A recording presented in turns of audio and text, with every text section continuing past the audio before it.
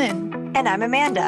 And this is the Pursuit of Badasserie, the podcast. This podcast is all about taking action and creating that badass business abundance and life that you want. Where we share stories, laughs, wins, and epic fails to show you the whole picture of the entrepreneurial journey.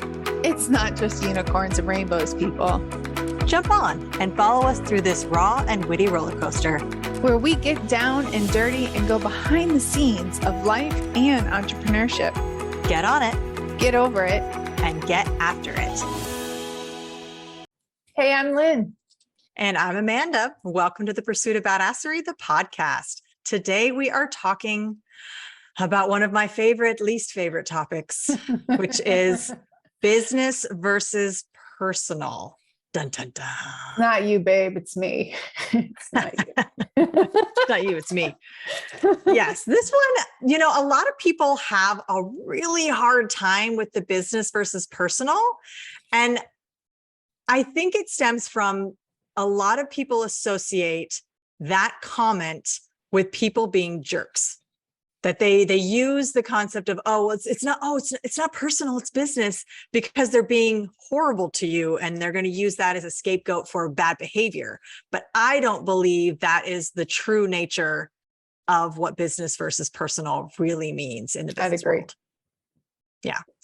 I think that for me anyway, when I think of business versus personal, I think about really defining what your morals and goals and stance is within your business and sticking to it, even if your mom is your client, even if it's your next door neighbor, and making it equal across. I mean, obviously there's some exceptions for my mother. She birthed me. I get it. But I think that it's that solid knowledge of what is your business and creating healthy boundaries for your business and personal relationships and lives, and separating out. And it's not saying that you're trying to pretend you're not your personal side. It's just creating a healthy boundary that everybody can appreciate. And I cannot stress this enough. Please separate out. You don't have to be all of you. And I know there's this big trend about being authentically you. However, I'm not saying not to be authentically you. I'm just saying be appropriately authentically you. Yeah, yes. And you and I will differ some in maybe our approach of the authentically you. However, one thing that I will 100% agree with you is think of it this way. If we took it from a different layer, all of you that are entrepreneurs have heard somebody tell you, either your accountant, your bookkeeper, your business mentors have a personal account for your banking and have a business account for your banking. And how many of you don't, or how many of you do? And it's really, really gray area of where you use what. I'm not going to admit to anything on camera. Well, it's a huge pet peeve of mine. It is, do not cross the streams. However, this is why I'll say this is a great example of why, an outside example of not just the emotional and the boundaries in which we keep with individuals, because I don't know if this is like my innate OCD, clean freak shit. I don't know. I hate messy. I hate messy in relationships. I hate messy in partnerships. I hate messy. And I do not use the word hate that often, but I do hate that. It drives me insane. Clear context. So I've had some clients for 9 years. And one of the biggest reasons why I've had it, because they're also my dearest friends, these two sets of clients that I've had, one consistently for about 9 years, the other one on and off for 9 years, but pretty consistent, is that I'm very clear. I am not your friend. I am your coach right now. And really making sure when we are hanging out being friends, and I'm going to give you another side to that too, because when we're hanging out being friends, we're just hanging out being friends. And they respect that when I'm on the clock, I'm on the clock. When I'm their friend, I'm on their friend. See, that's the other thing. It's not just us having boundaries and keeping it, but it's also our friends and our acquaintances. I was just having this conversation the other day, here recently, and I say this with love, I'm in Bangkok right now, but because I am so hyper focused on, different things that are happening with the book release, the podcast release, the writing of the second book, our own personal businesses, right? And everything else, and our writing workshop, with everything else, is that I've stopped hanging out with a lot of people recently, because a lot of people like have a lot of business questions, or they start talking about their business, and I can help myself. However, I feel almost like, so I'm not honoring the boundary. They're not honoring the boundary by like, can we talk about something else? Like they feel comfortable, obviously, in having that discussion with me. However, it is crossing the line. I get paid for this. I'm supposed to be getting paid for this. So at the end of the day, like, I will say that going back to my longtime clients is like, the reason why I've been able to have them for so long is because they really respect that when I said, this is business, this is our personal side. I'm gonna even being area director, Amanda, for BNI for so many years, but I also parented this way. I am not your friend. I am your mom. Right. So I was able to kind of keep that separation. But even with BNI, like, there are times where I had to have like some difficult conversations with really good friends, or some really good friends call me out on my shit. And the thing is like, okay, like, that was business. Like, I dropped the ball. I think that there's also a part of like being able to own our own mistakes and our own part in this as well. Like, being able to say, ooh, I really messed up, but that will be a whole other conversation. But I know I'm rambling. This is something definitely I'm very passionate about, because it goes back to being really clear and setting really clear boundaries. It boils down to, and having the respect for one another.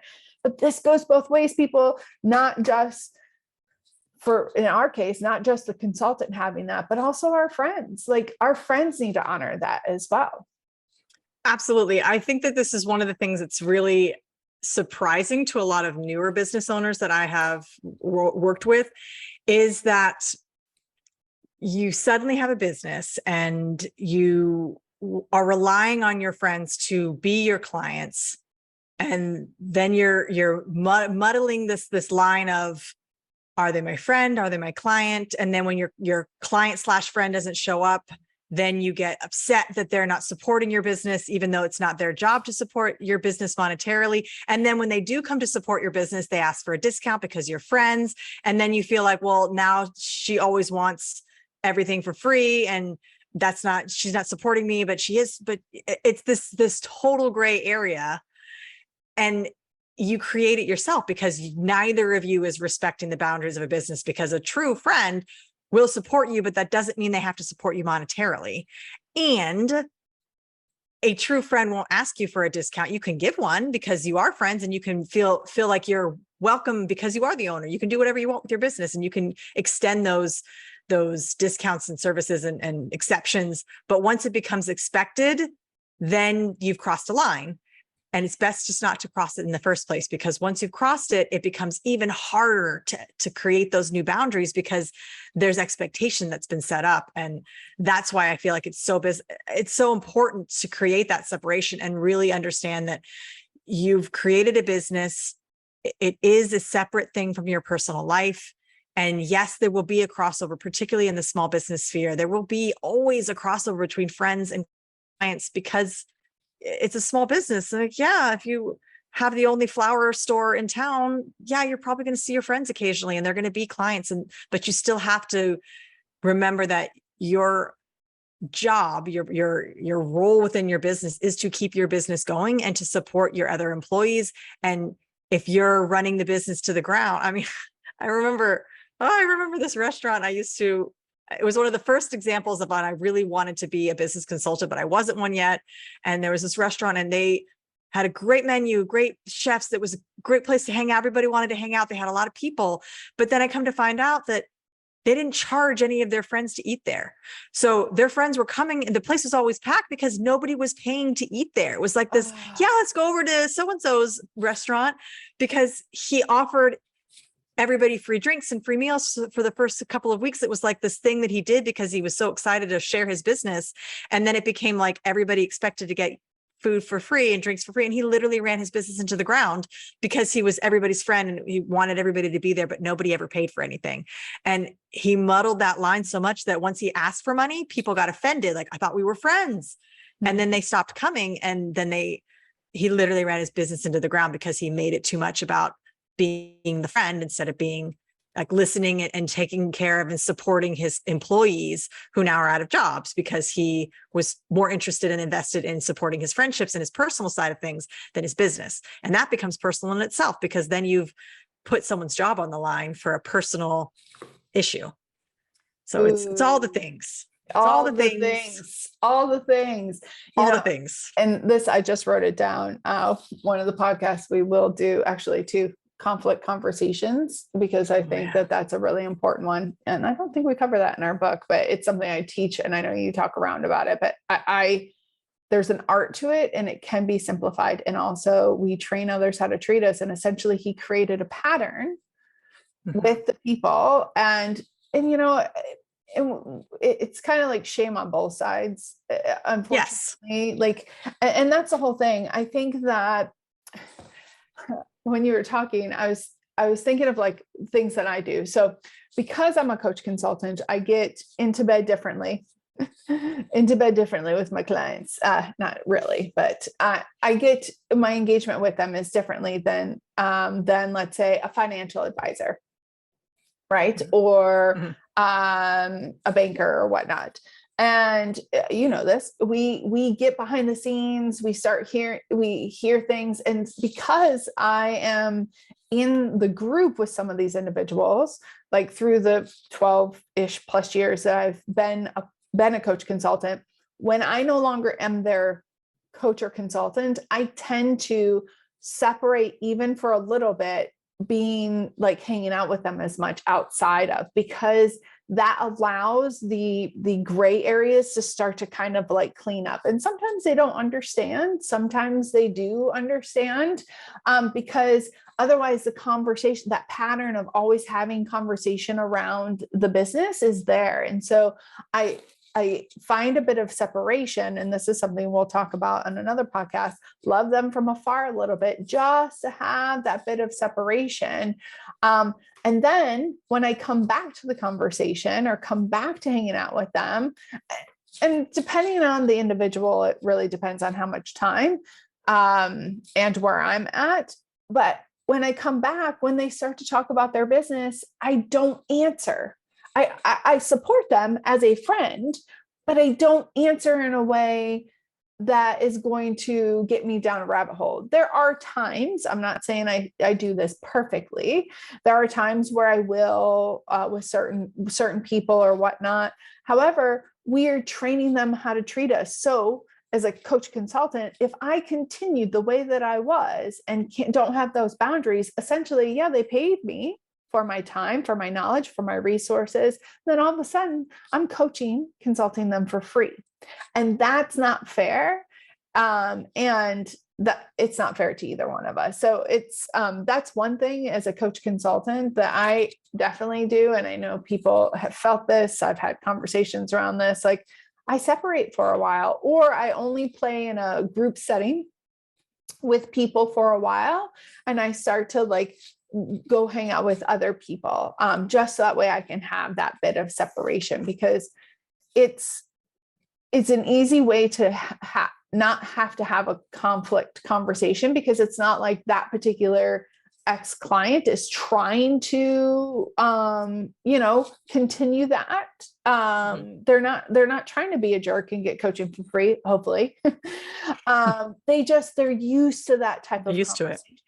And I will say also, there are times where I've had to let go of clients, or like it's been a mutual agreement where it's just gotten too messy, that the friendship and the business has just like gotten too muddy together, and it's one's affecting the other. And so I think that, so depending on what type of business you are, like having really clear context in the way that you engage in business with one another is very important. And so like with mine is, okay, our appointment's from X to why. And it's my task. So if it's from 9 to 10, it's my task to make sure that we jump right into conversation about the business or about said problem or about said project we're working on, instead of bullshitting for 3 hours. I did have one client who it just was not working. And so I always scheduled a 2-hour gap with her.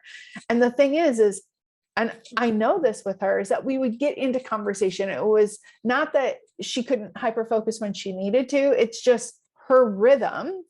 And I loved her enough to make that kind of adjustment in my schedule. So it's really finding the right dance, but having those strong boundaries within that dance to make sure that, you know, so these are actions to keep it from business and personal. And then really minding your tone and, like, especially as coaches, consultants, digging into the personal side, right? If you're not hired as a life coach or not hired as a spiritual coach or not hired in more of the personal side, and yes, and this is my whole thing, but I tell people is I can't help with this problem because they're all interconnected. So there might be times we talk about personal stuff, then they're not my right client if they don't understand that. However, if you're not equipped to be able to, like, guide them in the right direction, then don't allow that type of conversation to happen, because again, muddiness starts to happen. And I actually had a client one time and she ended up leaving because she sat, and this was my bad, I allowed her to sit too much in the personal side when she hired me as a business coach. But we ended up, because she had so much shit hitting the fan in the personal side, it was, and I know we're kind of like talking about different aspects of business versus personal, but this is all relevant, right? Mm-hmm. No, it all plays into the larger picture of all the different facets that can come up when you don't separate and make those clear boundaries. So for me, action steps for anybody who's trying to create more of a boundary is really, number one, understand your role and responsibility within your business and understand your relationship with that client and how, like, where that boundary is. You've got to really know your role within your company and within that client and friend relationship before you can decide how far you've gone. So if you don't define the terms, then there's no way for you to understand whether or not you've gone beyond them. So if you feel like you're hitting that place where you don't know if it's well, first of all, if you think that you've gone too far, you have.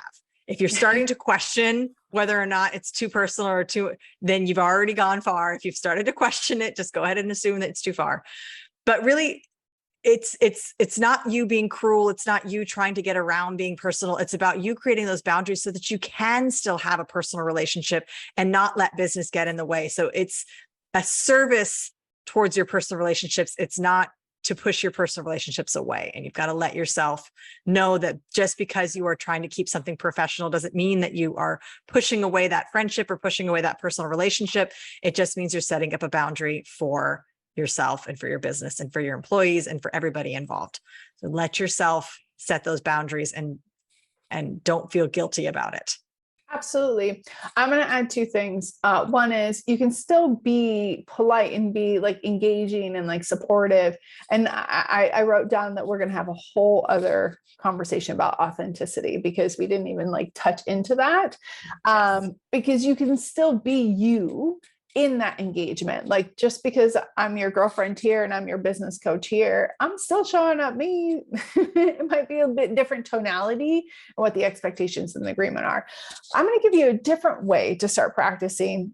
It's not personal, it's business. Is the next time you have to get on some said customer service freaking call, because we take that very personal, right? That we have to be on hold for 5 damn hours and get hung up on or call back 10 times.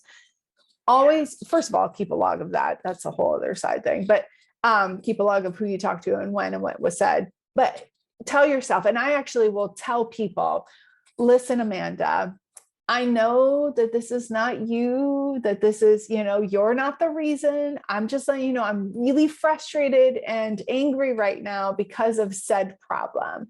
And I know this is the first time I'm speaking to you. So I'm really going to practice having a good temperament. However, I'm triggered right now. Like, bitch, gonna flip a table in a second. Yeah. So what I'm saying is like, because this is outside of like the business setting, is when you have to be on hold, like it is not, first of all, they're not putting you on hold because it's you. They're not saying, oh, it's Lynn Howard again. Let's put that on hold for 10 I don't know. hours. Sometimes I feel like that's what they're doing with me. I swear. Feel like it, and they're not. But this is, and I know this is triggering some of you. I could feel the energy of me talking about this. But when we can practice, and when we can practice saying it's not personal, it's just business, like I'm just another number to them. And the next call person that I get on, who cares that they didn't read my notes, as frustrated as it is, because we've called 15 freaking times and all the notes are supposedly in their note taker program. And yeah, they can suddenly find the notes when it benefits them. Okay, I see. It's fine. It's fine. However, it's not personal.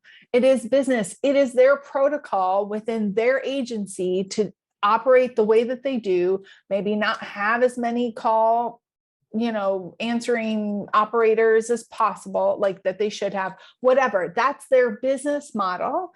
They're not doing it to you, right? You just happen to be the one. So I know this is an interesting perspective to take, but I think it's like so common when we can start to practice the separation of it's not personal, it's business.